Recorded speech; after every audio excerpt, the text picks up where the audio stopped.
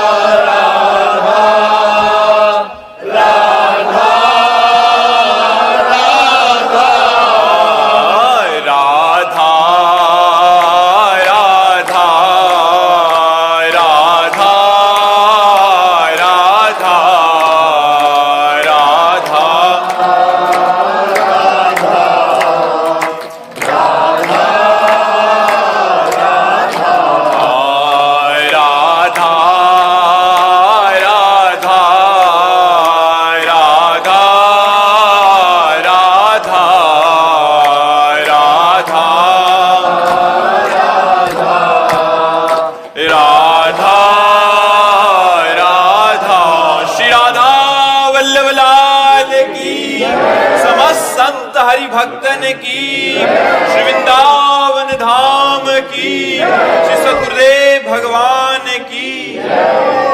श्री हरिवंश महाराज जी इस शरीर से पाप हो गया है।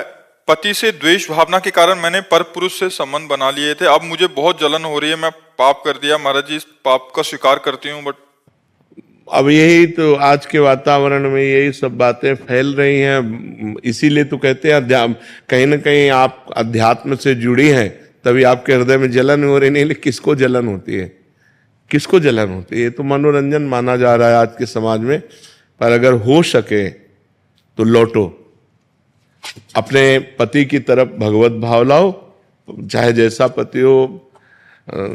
अंदर बधिर क्रोधी अति दीना, ऐसे पति कर किए अपमाना, नारी पाव जमपुर दुख नाना, जो शास्त्र कहता है।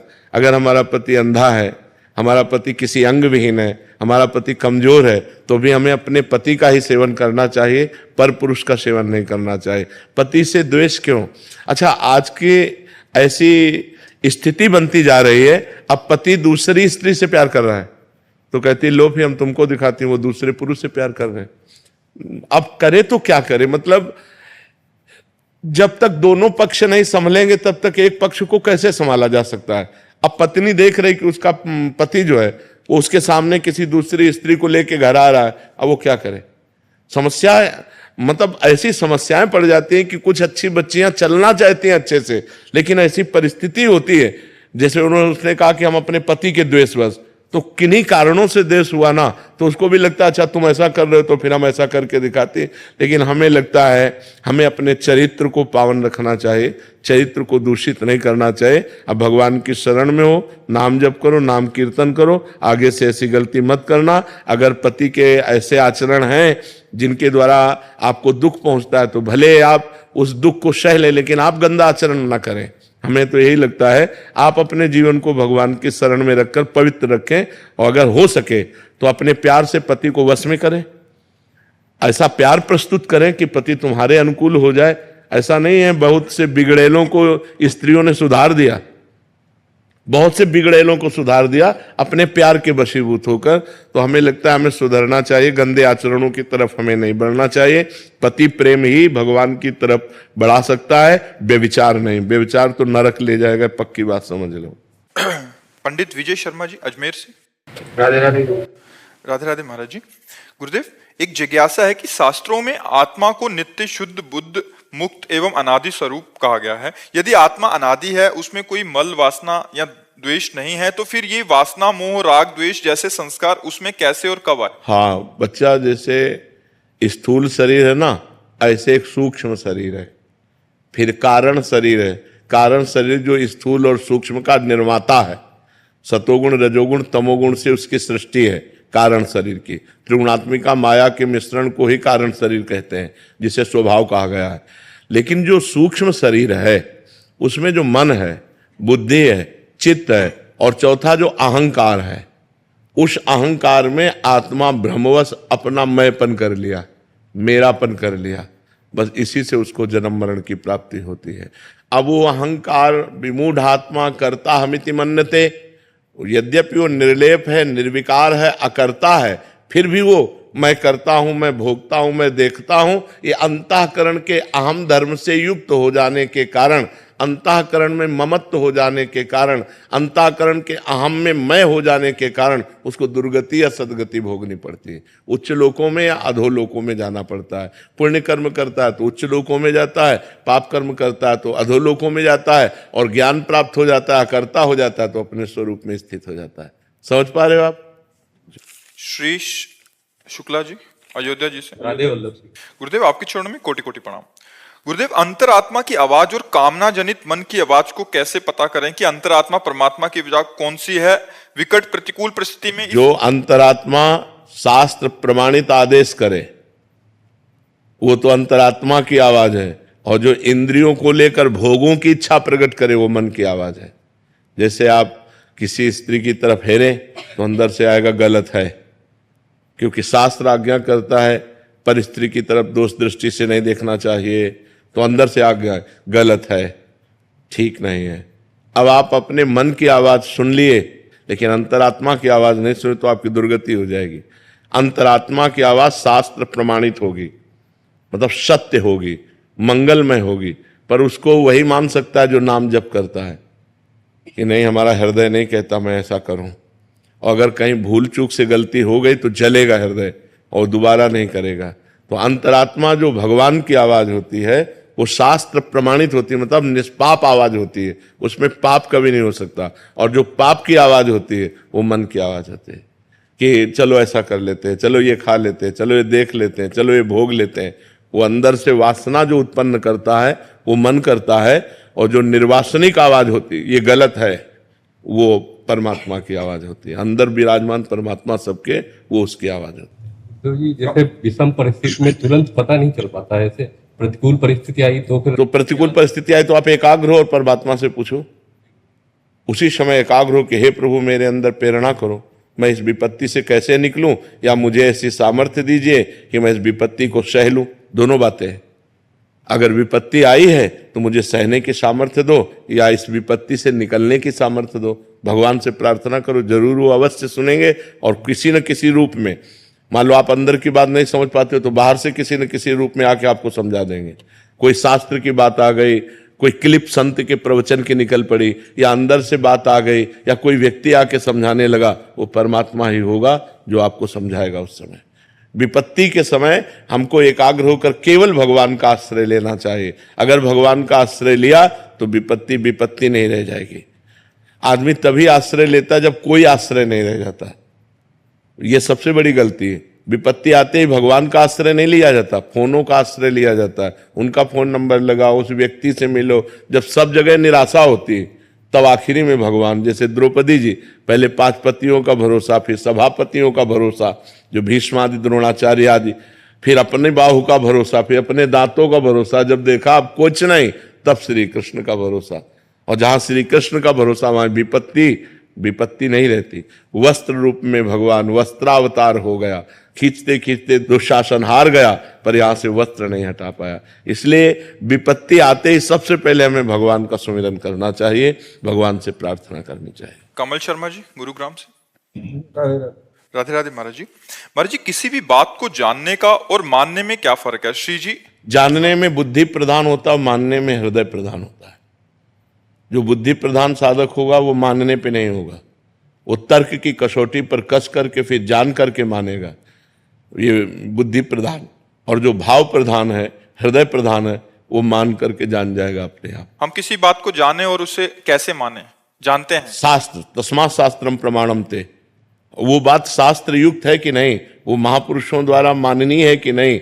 ऐसा नहीं कि हम अपने बुद्धि कसौटी में कस लिया और वो बात हाँ हो गई तो हम उसे करेंगे, नहीं। तस्मात् शास्त्रम प्रमाणम ते कार्य अकार्यो व्यवस्थितो, कार्य और अकार्य की व्यवस्था शास्त्र में की गई। शास्त्र और संत प्रमाणित बात है तो हम उसे मानते हैं, शास्त्र और संत प्रमाणित बात नहीं है तो हम जानने पर भी नहीं मानते हैं, क्योंकि हमारी बुद्धि अभी परमात्मा प्राप्त नहीं है, अभी अशुद्ध है, त्रिगुण माया के अंतर्गत है, सतोगुण रजोगुण तमोगुण के अंतर, त्रिगुणातीत नहीं। त्रिगुणातीत बुद्धि में न संशय होता है और न किसी और प्रमाण की जरूरत होती है, वो भगवत स्वरूप होती है। लेकिन जब तक त्रिगुण के अंतर्गत है तब तक हमें शास्त्र और संतों के वचनों का आश्रय लेना होगा कि हमारे अंदर जो बात आ रही है, जो हम बात जान रहे हैं, वो सही है कि नहीं। यहां तक कि बड़े बड़े सिद्धों को इस बात के लिए प्रमाणित करना पड़ा है कि हमारे अंदर जो बात आ रही है, जो हमने तप के द्वारा प्राप्त किया, ये वही बात है कि नहीं है।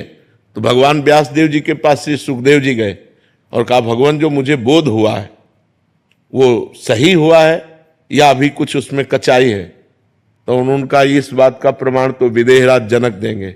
आप जनक जी, सुखदेव जी के गुरु हैं जनक जी। तो श्री सुखदेव जी महाराज पहुंचे और जनक जी त्रिकालज्ञ महापुरुष थे, वो जान गए कि मुनि अपनी स्थिति को प्रमाणित करने के लिए आए हैं। तो दरवाजे पर जे ही तो रुकवा दिया। 7 दिन 7 रात्रि वही दरवाजे पे खड़े रखा और रोज पूछते थे। उनके चेहरे पर कोई शिकन, कोई भाव, बोले नहीं, जैसे आए थे वैसे खड़े हैं। बोलो, किसी व्यक्ति को दरवाजे के ही खड़ा रखा जाए, कोई उत्तर न दिया जाए 7 दिन 7 रात, तो गुस्सा नहीं आ जाएगा? लेकिन वो बिल्कुल शांत रहे। 7 दिन के बाद उनको महल भेज दिया। वहां नई नई सब 16-18 वर्ष की सुकुमारी लड़कियां उनकी सेवा में लगा दी। अब जनक जी राजा है और ये महाराज तो परमहंस है, दिगंबर रहते थे, नंग धड़ंग, 16 वर्ष की अवस्था। 7 दिन 7 रात्रि उन 9 कुमारियों की सेवा में रहने पर भी बोले जैसे गेट के बाहर थे वैसे ही महल के अंदर है, उनमें कोई फर्क नहीं। तब जनक जी आए और कहा, मुनि तुम्हें वो स्थिति प्राप्त है जिस स्थिति को ब्रह्मबोध कहते हैं। तो इसके लिए भी प्रमाणित करने के लिए गुरु की जरूरत पड़ी ना। तो हमारे अंदर कोई भी जानने में बात आती है तो शास्त्र संत सदगुरुदेव से प्रमाणित होनी चाहिए। जी। विवेक जी मुरादाबाद से। राधे राधे महाराज जी। महाराज जी, कर्म समर्पण में किन किन बातों का ध्यान रखना चाहिए? अनजाने में जो पाप हो जाते हैं, समझ नहीं आता समर्पित करें या नहीं? पाप नहीं तो लॉकर में कबाड़ जमा करोगे क्या? बैंक के लॉकर में कबाड़ थोड़ी जमा किया जाता है। सोना चांदी रुपया पैसा कीमती वस्तुएं जमा की जाती है।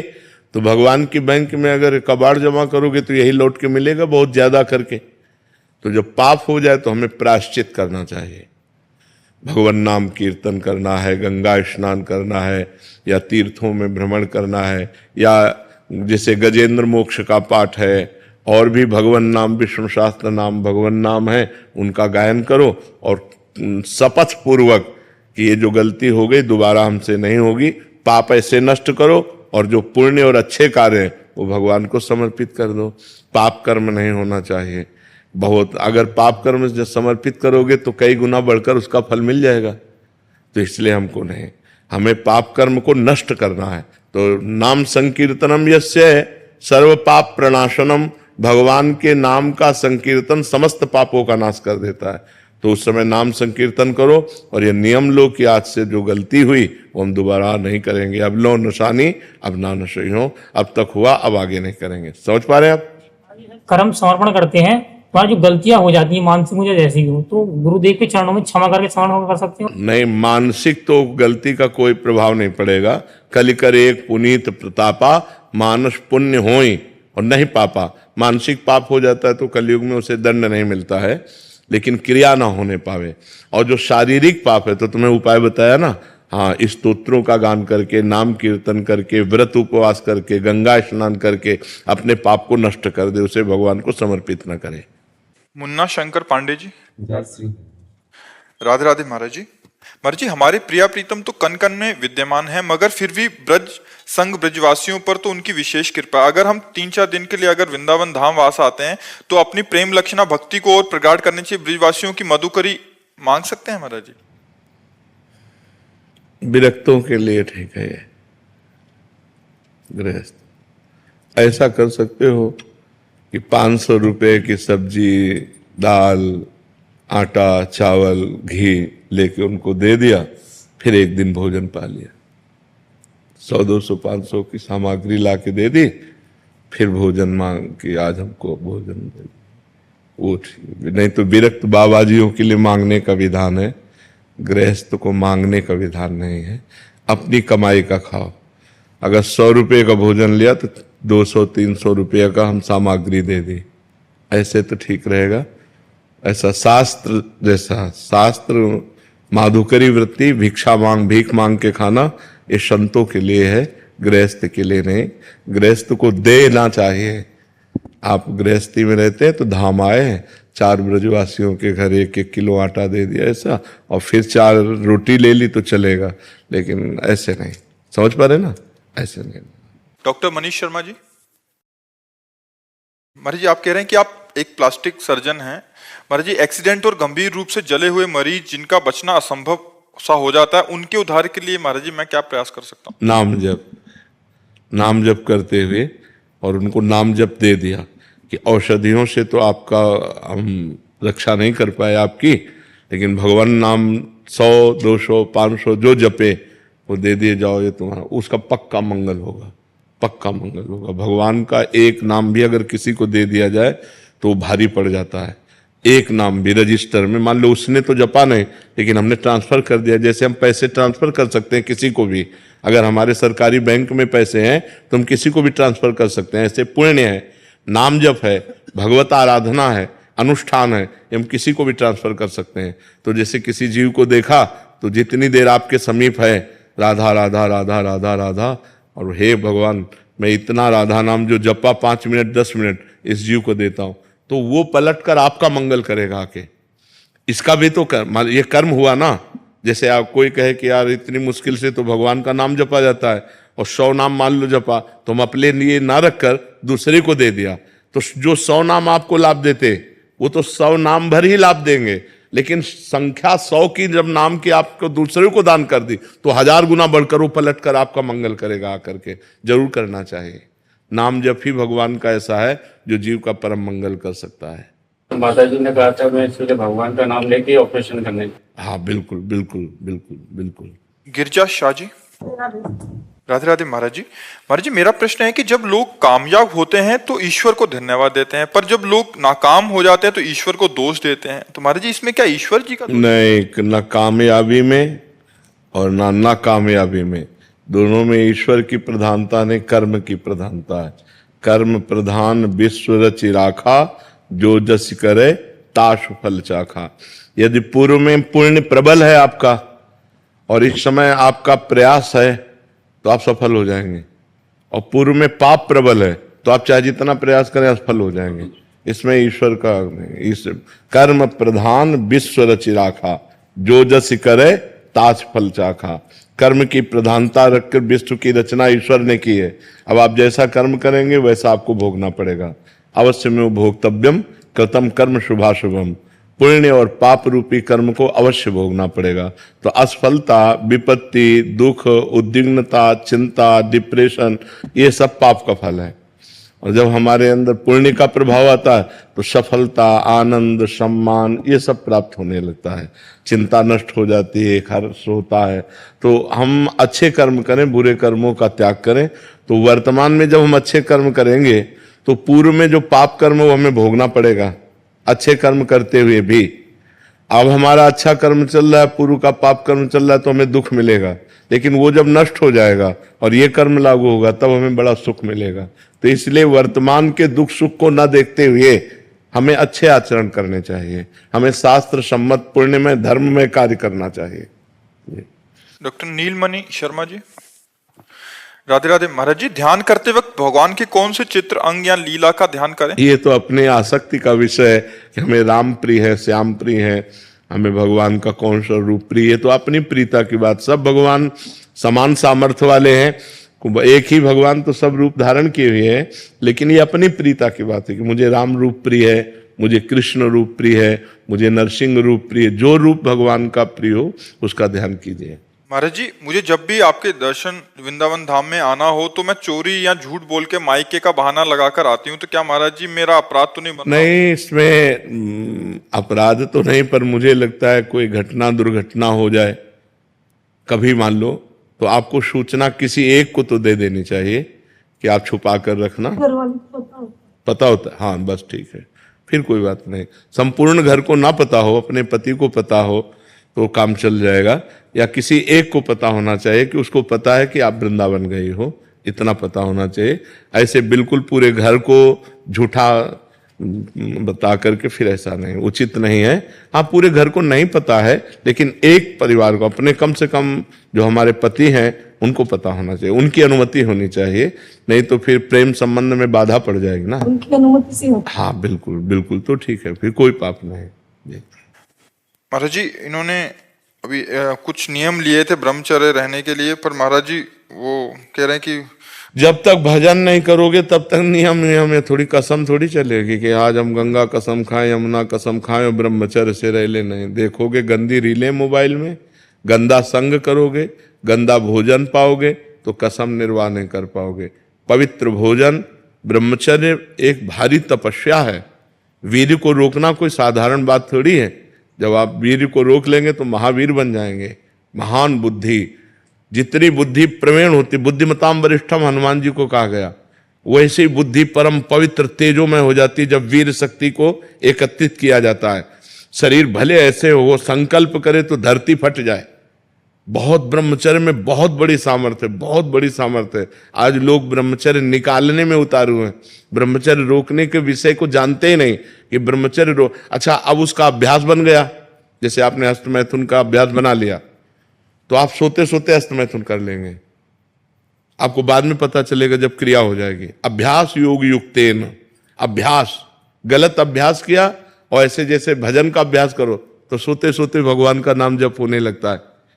हम अच्छा अभ्यास करें तो सोते सोते होने लगे। सोवत हूँ रसना रटे राधा कृष्ण सुनाम, सो रहे हैं और नाम चल रहा है, क्योंकि अभ्यास किया। ऐसे सो रहे हैं तो गलत आचरण, कसम क्या करेगी। महाराज जी को समय से नियम आपकी कृपा से सुधार हुआ है, लेकिन दिन में तो नाम मंत्र के बल से बच जाते हैं, रात में सोते समय ऐसा हो जाता है। क्योंकि हम बता रहे हैं ना, अभ्यास गलत हो गया ना, अभ्यास गलत हो। भगवान से प्रार्थना करो किसी तरह रोको।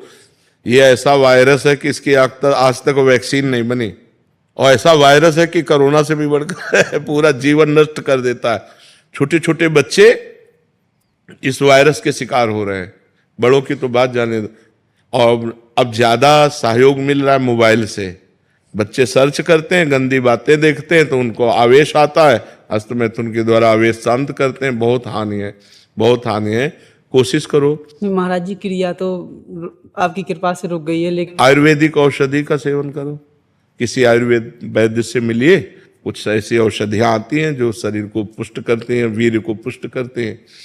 धीरे धीरे अंतराय बनता चला जाए, 1 महीने बाद फिर 15 दिन और बढ़ गए। तो ग्रस्त में रहते हैं तो एक ही कमरे में, कभी तो उसमें अब देखो, पत्नी के संयोग को तो शास्त्र आदेश करता है, धर्म पूर्वक महीने में 1 बार, जो हमारा शास्त्र आदेश करता है, महीने में 1 बार पत्नी के संयोग का, जब वो मासिक धर्म से युक्त होकर पवित्र हो जाती है, उस सप्ताह में, पवित्र सप्ताह में फिर ये संयोग का शास्त्र आदेश करता है महीने में 1 बार। वो कोई पाप नहीं है और उसमें आपके शरीर की कोई हानि नहीं है। लेकिन हस्तमैथुन कोई कोई तो कई बार दिन में करता है, ये सब हानिकारक है। आप केवल इस पर आ जाइए कि महीने में 1 बार पत्नी से संयोग कीजिए और ठीक ब्रह्मचर्य से रहिए और औषधि लीजिए जिससे स्वप्न दोष आदि ना हो या हस्तमैथुन आदि ना हो, तो संयम से चलिए। श्री हरिवंश महाराज जी आप कहते हैं कि माँ वंदनीय, पूजनीय और भगवान के समान है। महाराज जी, पिता के ना होने पर अगर माँ अपने बच्चों को छोड़कर अपने प्रेमी के संग चली जाए तो महाराज जी उसमें त्याग कर देना चाहिए, त्याग कर देना चाहिए। जाके प्रिय न राम वैदेही तजिए ताहि कोटि वैरी सम जद्यप परम सनेही। तजियो पिता प्रहलाद विभीषण बंधु भरत महतारी गुरुबल तजियो कंत ब्रज बनितन भे मुद मंगलकारी। छोड़ देना चाहिए, ऐसी माँ को त्याग देना चाहिए, माँ ही नहीं कहना चाहिए, दूरी बना लेनी चाहिए। जो व्यभिचार में प्रवृत्त है वो कोई भी हो, जाके प्रिय न राम वैदेही तजिए ताहि कोटि वैरिशम यद्यप परम सनेही। भरत जी ने कभी कैकेयी जी को मां नहीं कहा दोबारा। जब उन्होंने सुना कि मेरा पक्ष लेकर भगवान राम को 14 वर्ष का वनवास और इसी वियोग में महाराज दशरथ जी के प्राण निकल गए, तो जिंदगी में मां नहीं कहा, पापिनी आज के बाद कभी तेरा मुख नहीं देखूंगा। कैकेयी जी से भरत जी ने कहा, पापिनी आज के बाद तेरा कभी मुख नहीं देखूंगा और कभी जीवन में मां नहीं कहूंगा। भरत जी ने कभी नहीं कहा। महाराज जी अगर आने की चेष्टा करे तो नहीं मिलना चाहिए। हम तुम्हारे आचरण अपवित्र है, हम नहीं, तुम्हें ब्रह्मचर्य से रहना चाहिए। जब पिता पधार गए तो माँ को जो वैधव्य जीवन है वो शास्त्र के अनुसार व्यतीत करना चाहिए, जबकि तुम्हारे जैसे पुत्र हैं तो बिल्कुल उनको धर्म से चलना चाहिए। के बाद महाराज जी मेरी बहन की भी डेथ हो गई उनके ही सदमे में। संसार के तो ये सब, इसका नाम जानते हो क्या है? ये माया मृत्यु लोक। यहाँ सब मरेंगे, यहाँ सब मरेंगे, कोई नहीं बचेगा। हाँ, नंबर है। जैसे कसाईवाड़े में पशु बंधे हरा चारा खा रहे, पंखे की हवा में है, उनको लग रहा है यार बड़ा वीआईपी हमारा। सो नहीं नहीं, वीआईपी नहीं, नंबर आएगा तो गड़ासा चलेगा। ऐसे ही हम लोग हैं, जब नंबर आया, किसी का एक्सीडेंट, किसी का दिल फेल, किसी का ये, किसी का वो, कोई कहता है क्या कि काल ने मार दिया? नहीं, सबको मारता है, ये नाम ही मृत्यु लोक है।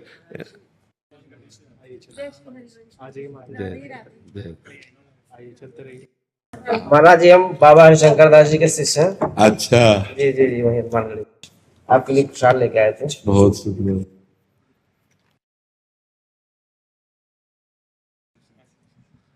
तो कुश्ती लड़ते हो? जी जी महाराज जी पहलवान है। हाँ हाँ, कुड़नी में जी जी बाबा हरिशंकर दास जी गए। महाराज जी आपको वीडियो हम सुने थे। हाँ, तो ऐसे ही पहले कपड़ा पहने साधारण ऐसे, तो जो ही उनकी इनाम लगाया गया तो 5-7 पहलवान ऐसे गए, ऐसे मार उनको, और फिर उतार के ऐसे कपड़ा जब खड़े हुए तो बोले अयोध्या का शेर बाबा हरिशंकर दास जी। उनके कोई जोड़ नहीं, हाँ, पर बाल ब्रह्मचारी महान। महाराज जी का शरीर पूरा हो गया 2017 में। हाँ, 2017 में पूरा हो गया। हाँ, नहीं, हमें बहुत अच्छा लगता है। हमें लगता है कि 150 बच्चे तो होंगे ही पहलवान हनुमानगढ़ी में। महाराज जी बहुत सारे बच्चे। हाँ, नहीं ठीक है, खूब मस्त रहो। ब्रह्मचर्य परम तप, ब्रह्मचर्य परम तप है। और ये इनाम जीतने के लिए नहीं है, ये भगवान को पाने के लिए है। हाँ, जहाँ जरूरत पड़े तो वहाँ एक कुश्ती एक क्रीड़ा है, इस क्रीड़ा को भी प्रस्तुत करे, नहीं तो आजीवन ब्रह्मचर्य रहकर भगवान को प्राप्त करे। ब्रह्मचर्य परमो तपा, ब्रह्मचर्य परम तप है। बौद्धिक स्तर, शारीरिक स्तर सब बढ़ जाता है। जिसका वीर स्थगित होता है ना, उसका सब बढ़ जाता है, उसी का प्रकाश होता है। देखो, भगवान परशुराम जी ने 21 बार बड़े बड़े क्षत्रियों को, 1000 भुजा वाले थे शास्त्राबाहु अर्जुन, काट के फेंक दिया। 2 भुजा वाले परशुराम जी ने 1000 भुजा वाले को काट के। ब्रह्मचर्य परमो तपा, ब्रह्मचर्य। हनुमान जी जय गिर चरण देई हनुमंता, चले सुगा पाताल तुरंता। तो हम भी तो भगवान के अंश हैं। अगर कहते हैं हनुमान जी तो भगवान के अंश है, तो हम भी तो भगवान के अंश। ममई वांसो जीव लोके जीव भूता सनातना। हम भगवान के अंश। ब्रह्मचर्य से रहे, दंड बैठक मारे, भगवान का नाम जप करे। नहीं, हाँ, दंड। बहुत अच्छा लगा मिल करके। सबरे तीर्थन को दामन को फल पुराण पढ़वे थे मिल जाए, तो क्या तीर्थन में घूमो जरूरी है? बहुत जरूरी है। हाँ, अगर हलवा की प्रक्रिया पढ़ने से पेट भर जाए तो हलवा बनाने के खाने की जरूरत क्या है? हलवा की बनाने की प्रक्रिया पढ़ने को मिल जाए, सम्यक रूप से आपको कंठस्थ हो जाए, तो क्या स्वाद मिल गया कि स्वास्थ्य बढ़ जाएगा कि पेट भर जाएगा? तीनों नहीं होंगे। बात समझ में? तो पुराण पढ़ने से पुण्य होगा, लेकिन लाभ जो प्राप्त होना है वो धाम और गिरिराज जी की, जब गिरिराज जी की महिमा सुनी तो कान पवित्र हो गए, लेकिन जब गिरिराज जी आओगे तो तुम पवित्र हो जाओगे। हाँ, रज में लौटोगे। भगवान शंकर स्वयं इस धाम में आए हैं। जो पुराण प्रवक्ता हैं वो स्वयं इस धाम में, अगर पुराणों से ही केवल काम चल जाता पढ़ने और सुनने से, तो फिर ये लाभ क्यों लेते? फिर बाबा शंकर जी ने जवाब दिया था कि राम कृष्ण, हाँ जी। उन्होंने कहा था कि राम और कृष्ण दोनों पुराण ही हैं। देखो शब्द ब्रह्म है, जी। जो शास्त्र है वो शब्द ब्रह्म है, लेकिन परब्रह्म जिनकी श्वासों से शब्द ब्रह्म निकला है, अगर उनकी ये लीला भूमि है, यहां घुटने टेके बिना वो लाभ नहीं मिलेगा। अच्छा, गिरिराज जी की महिमा सुन ली बाहर से, लेकिन आके गिरिराज जी की तलहटे में लोटो, फिर बताओ दोनों, अपने आप दोनों बताओ कि आपको कैसा फर्क पड़ेगा।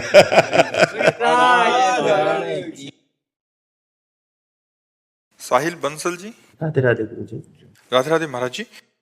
महाराज जी, मेरा प्रश्न है कि एक छात्र को क्या करना चाहिए जब उसका परीक्षा के अंतिम प्रयास हो और सभी प्रयास करने के बाद भी परिणाम उसके पक्ष में ना आए, तो ऐसे हम ऐसा मानने के लिए तैयार नहीं है कि यदि हमारी पढ़ाई सही है और हमारा परिणाम विपरीत आएगा। आज तक नहीं आया, किसी भी पक्ष में नहीं आया, परिणाम अनुकूल ही आएगा। हम मनुष्य हैं, परमात्मा के अंश हैं। अब हम इधर उधर रील देखेंगे, गेम खेलेंगे, ब्रह्मचर्य नष्ट करेंगे और पढ़ाई में ध्यान नहीं देंगे और फिर हम उसको कहें प्रयास, तो हम उसे प्रयास नहीं मानते। जब तक ब्याह ना हो तब तक छात्र को ब्रह्मचर्य का पालन करना चाहिए। अभी पीछे बैच में एक सज्जन ने यही प्रश्न किया था कि आज हमारी समाज जो है वो मानवताहीन होती चली जा रही। बिल्कुल मानवताहीन, बिल्कुल वो सही प्रश्न कर रहे थे। आप दृश्य देखो, क्राइम बढ़ता चला जा रहा है। मतलब ऐसी ऐसी बातें आ रही हैं जो दिमाग नहीं कहता कि ऐसा कैसे हो सकता है। नए नए बच्चे जिनको ब्रह्मचर्य रहना चाहिए वो व्यभिचार में प्रवृत्त हो चुके हैं। एक गर्लफ्रेंड फिर ब्रेकअप, एक गर्लफ्रेंड फिर ब्रेकअप, ये सब क्या चल रहा है। अब इसके बाद तुम कहो कि तुम्हारी बुद्धि शुद्ध रहे, तुम पढ़ाई में बहुत अच्छे नंबर लाओ। अच्छे नंबर ले भी आओगे तो तुम्हारी सांसारिक और पारलौकिक उन्नति तुम्हारे को लाभ नहीं दे पाएगी। तुम चिंता, उद्वेग, भय इससे युक्त हो जाओगे क्योंकि पाप कर्म कर रहे हो। मान लो आपके ग्रंथ तो इतने इतने हो सकते हैं, हमारे मोटे इतने इतने ग्रंथ हैं। उपनिषद देखो, महाभारत देखो, 6-6 खंडों में, और शास्त्र तो भरे पड़े हैं ना। तो अब जिस विषय में लगे उस विषय में लगे। अब लगने की बात है, हमारा जो विषय उस पर हम लगन लगाए तो उसी का आज लाभ मिल रहा कि आप कहीं से प्रश्न करो, कुछ भी प्रश्न करो, अब पीछे शास्त्रों में जो पढ़े और जो अनुभव फटाक से उसका उत्तर आ जाता है। अगर हम पढ़े ना हो तो उत्तर कहां से आवे। तो हमारी तो रोज परीक्षा होती है, अब हमको थोड़ी पता अगला प्रश्न कौन होने वाला, और उसका तुरंत उत्तर चाहिए। उसका उत्तर ये थोड़ी कि रुको रुको थोड़ा हम पढ़ लेने, तुरंत उत्तर। उस शास्त्र से वो तुरंत कनेक्शन फिट हो जाएगा। अमुक शास्त्र में इसका उत्तर ये लिखा हुआ था, उसका शब्दावली भले बदल जाए लेकिन बात वही होगी। तो आप लोगों की पढ़ाई की तो एक नियत ग्रंथ है, एक नियत पढ़ाई है कि साल भर आप इस विषय को तैयार कीजिए और फिर आपको उसमें उत्तीर्ण होना है। तो बहुत सरल बात है, 365 दिन आपको तैयार करना है और उसको अगर हम मानसिकता में बैठा लें तो कंठस्थ कर ले, हमें नकल की जरूरत थोड़ी है। और अगर हम सही उत्तर देंगे तो हमें लगता है हम फेल कैसे हो सकते हैं। मास्टर बेईमानी तो करते नहीं, वो तो उत्तर जो जांचने वाले हैं वो तो सही उत्तर में सही टिक ही लगाएंगे, गलत तो लगाएंगे नहीं। तो हमारी कमजोरी दूर होनी चाहिए, हम ब्रह्मचर्य से रहें, कोई नशा ना करें, माता पिता का आदर करें, भगवान का नाम जप करें और स्वाध्याय करें। अगर उन्नति ना हो जाए तो हमसे बता दो। अब आज के लड़के पढ़ाई में कम ध्यान देते हैं, मनोरंजन में ज्यादा ध्यान देते हैं। गर्लफ्रेंड, नशा करना, अर्थ किसी तरह आए मनमानी आचरण करना, पार्टीबाजी करना, इससे पढ़ाई थोड़ी होती है। पढ़ाई तो बहुत दैन्य एक साधना है। पढ़ाई जो पढ़ना एक साधना है, जब तक वो साधना के रूप में नहीं करोगे तब तक विद्या एक सरस्वती जी तुम्हारे माइंड में कैसे बैठेंगे। तो इसलिए सही आचरण करो और निराश मत हो, नाम जप करो। प्रोफेसर डॉक्टर सोहन चौधरी जी। महाराज जी, आप कह रहे हैं कि आजकल भारत और विश्व भर के अनेक युवा तनाव, अवसाद, हिंसा, नशा और कट्टरवाद की ओर बढ़ रहे हैं। महाराज जी, इसमें मानवता को शांति और हाँ, देखो मानवता तभी आएगी भाई जब हम धर्म से चलेंगे। अधर्म, ये सब अधर्म के लक्षण जितने आप कहे ना, और जब तक हम शास्त्र और संत गुरुजनों का संग नहीं करेंगे तब तक धर्म क्या है ये हमें पता नहीं चलेगा। तो आज का हमारा जो युवा पीढ़ी समाज है, ये जो बाहरी कल्चर आज का है, girlfriend, boyfriend, live in relation, ये बहुत हानिकारक है। पहले था कि हमारी इज्जत है, जिस पुरुष का वर्ण किया उसी के साथ अन्यथा वो ब्रह्मचर्य से रहते, वो अपनी इज्जत समझी जाती थी। आज मनोरंजन है, लड़के लड़कियां शराब पीते हैं, मनोरंजन करते हैं। मतलब कैसे बताएं कि कितना हमारा समाज गिरता चला जा रहा है। जो बाप से बच्चे सुरक्षित चाहिए, वो बाप से ही बच्चे सुरक्षित नहीं रह पा रहे। तो आज हमारे समाज में जो अध्यात्म की हीनता है, वही गलत रास्तों में चले जा रहे हैं। हम प्रणाम करते हैं कि कलयुग में भी लोग इतना संत के प्रति श्रद्धा रखने लगे हैं, इतने संत की बातें मानने लगे, ये हम एहसान मानते हैं। बकाया जब तक हमारे समाज में अध्यात्म का प्रकाश नहीं होगा, तब तक ये सुधरना बहुत कठिन है। छोटी छोटी धनराशि के लिए हत्या करने में उनको संकोच नहीं लगता। मोटरसाइकिल से जा रहे हैं, बगल से कोई महिला जा रही है, ऐसे खींचा, वो मुंह भरा गिर गई, घसीटती हुई जा रही, उसको कोई पीड़ा नहीं। अपनी माँ बहन जैसे उसको कोई पीड़ा नहीं है। तो ये जो समाज में बढ़ गया है, इसके लिए अध्यात्म चाहिए, और अध्यात्म का प्रभाव होता है। यहीं आकर के हजारों लोग बोल चुके कि हम आपसे मिलने 2 वर्ष बाद आए हैं, लेकिन हम 2 वर्ष से अपना सुधार कर चुके, हम शराब छोड़ चुके, हम गंदे आचरण छोड़ चुके, हम ऐसे बहुत से ऐसे लोग हैं। तो अध्यात्म के शब्द उनके कान में पड़े और जादू कर दिया, उनके जीवन का परिवर्तन कर दिया। तो यदि हम संत संग करें, शास्त्र स्वाध्याय करें, गुरुजनों की सेवा करें, माता पिता के चरण स्पर्श करके उनकी आज्ञा में रहें, अभी जीवन सुधर जाए।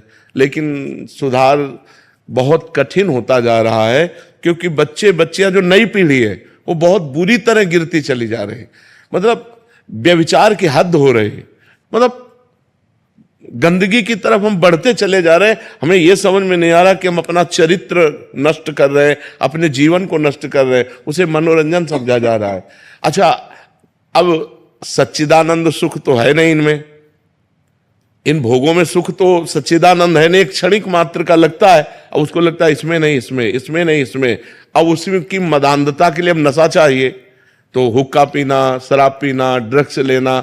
अब नशा के लिए पैसा चाहिए, माता पिता के साथ अभद्र व्यवहार करना, दूसरी जगह क्राइम करना, वो बड़ा मतलब धीरे धीरे वो क्रम से नष्ट होते ही चले जाते हैं। हमें लगता है समाज को सुधरने के लिए संत संग करना चाहिए, शास्त्र स्वाध्याय करना चाहिए, इसके बिना सुधार नहीं हो सकता। मति कीरति गति भूति भलाई, जब जे जतन जहां जे पाई, सो जानो सत्संग प्रभाव, लोकों वेद न आनो पाओ। लोक और वेद में और कोई उपाय नहीं है। यदि हमें अच्छे संतों का संग मिले जो भगवान के मार्ग में सही चल रहे हैं, तो निश्चित हमारा सुधार हो जाए। नहीं तो समाज को सुधारने के लिए और क्या है, ना तो भगवान का डर रह गया है और ना कानून का डर रह गया है, अब सब मनमानी आचरण। मतलब तो कम से कम बच्चा है, इतनी दया नहीं रह गई कि उसको एक पॉलीथीन में बंद करके आपने डाल दिया। मतलब क्या समाज हो रहा है हमारा, मतलब कहां स्थिति पहुंच रही है। जहां हम किसी पशु पक्षी को कष्ट में नहीं देख सकते थे, वहां हम बच्चों को ऐसे। मां को गर्भ में पता चला बेटी है, बोले साफ कर दो, हत्या करवा। कैसे हृदय हो रहे हैं हमारे माताओं के, कैसे हृदय हो रहे हैं हमारे समाज के। मानवता मतलब तो छू नहीं जा रही, राक्षसीपन बढ़ता चला जा रहा है। इसलिए आपका प्रश्न बहुत आदरणीय है, और समाज को सुधरने के लिए सत्संग और शास्त्रों का स्वाध्याय करना चाहिए। सत्संग से ज्यादा लाभ मिलता है। शास्त्र में तो जो आप पकड़ पाए सो पकड़ पाए, सत्संग में गुड़ गुड़ बातें संत जन अनुभव करके और वो आपको देते हैं, बिल्कुल छना छनाया पका पकाया एकदम मिलता है, खा लो तुम्हारा कल्याण हो जाए। जी।